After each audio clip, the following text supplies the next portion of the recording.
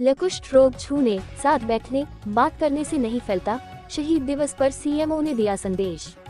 लखीमपुर खीरी। महात्मा गांधी की पुण्यतिथि पर मनाए जा रहे शहीद दिवस के अवसर पर सीएमओ ऑफिस सभागार में एक कार्यक्रम का आयोजन किया गया।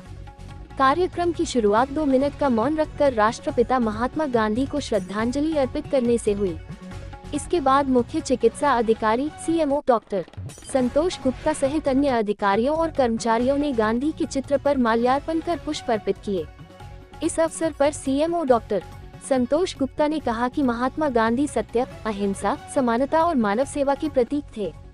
उन्होंने समाज से भेदभाव मिटाने और हर व्यक्ति को सम्मानजनक जीवन देने का संदेश दिया। गांधी का मानना था कि किसी भी बीमारी से पीड़ित व्यक्ति के साथ तिरस्कार नहीं, बल्कि सहानुभूति और सेवा का भाव होना चाहिए।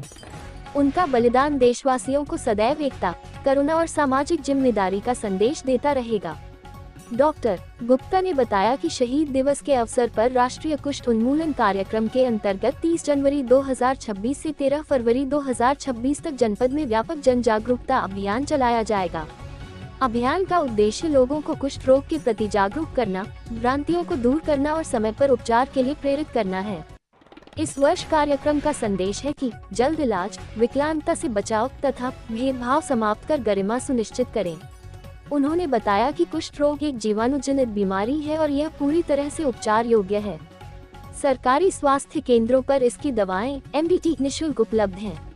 शरीर पर हल्के रंग के सुन्न धब्बे, हाथ पैरों में कमजोरी या सुन्नता, नसों में दर्द, त्वचा पर चकत्ते या गांठ जैसे लक्षण दिखाई देने पर तुरंत स्वास्थ्य केंद्र से संपर्क करना चाहिए। समय पर इलाज से विकलांगता से बचा जा सकता है। सीएमओ ने ये भी स्पष्ट किया कि कुष्ठ रोग को लेकर समाज में फैली कई भ्रांतियां निराधार हैं। ये छूने या साथ बैठने से आसानी से नहीं फैलता और उपचार शुरू होते ही संक्रमण का खतरा काफी कम हो जाता है। इसलिए मरीजों से भेदभाव न करें, बल्कि उन्हें सहयोग और सम्मान दें।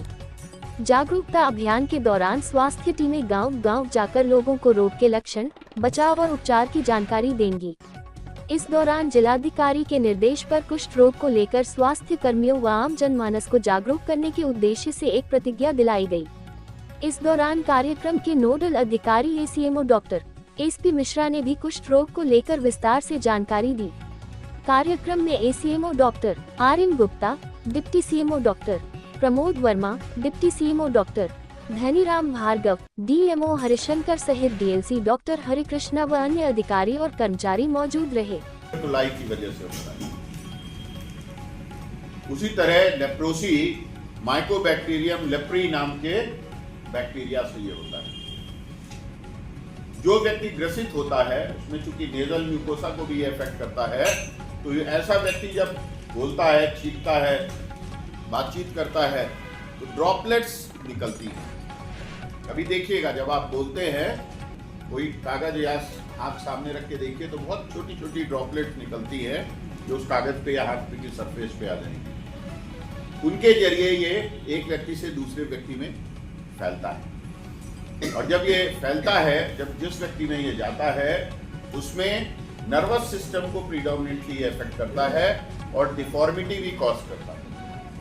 क्योंकि नर्वस सिस्टम इफेक्ट हो गया तो उस एरिया के सेंसेशंस खत्म हो जाते हैं। ऐसे रोगी में अक्सर अगर आप उसका परीक्षण करेंगे तो शरीर में कोई हल्के रंग का धब्बा मिलेगा। जैसे मेरे मान लीजिए स्किन का कलर ये है, तो मेरे शरीर में अगर मुझे लेप्रोसी हो गई है तो मेरे शरीर में मेरे इस कलर से हल्का धब्बा कहीं पे होगा। वो शरीर में कहीं भी हो सकता है और उसमें सुन्नता होगी, उसमें सेंसरी लॉस होगा। मतलब उसमें अगर कोई चीज छुआई जाएगी तो पता नहीं चलेगा उसको। इसी वजह से जो है डिफॉर्मिटी भी होनी शुरू हो जाती है, क्योंकि आदमी को पता ही नहीं चलता है और उसके शरीर के अंगों को नुकसान पहुंचने लगता है। खासतौर से पेरिफेरीज में, जो पेरिफेरल ऑर्गन, उनमें नुकसान पहुंचने लगता है और व्यक्ति में डिफॉर्मिटी आ जाती है। इसीलिए कहते हैं कि अगर अर्ली स्टेज पे कोई पहचान हो जाएगी, डायग्नोसिस हो जाएगी मरीज की, तो उसको इलाज पे आप ले आएंगे और वो डिफॉर्मिटी से बच जाएगा। लेकिन अगर एक बार डिफॉर्मिटी हो गई फिर तो उसका रिहेबिलिटेशन ही करना है।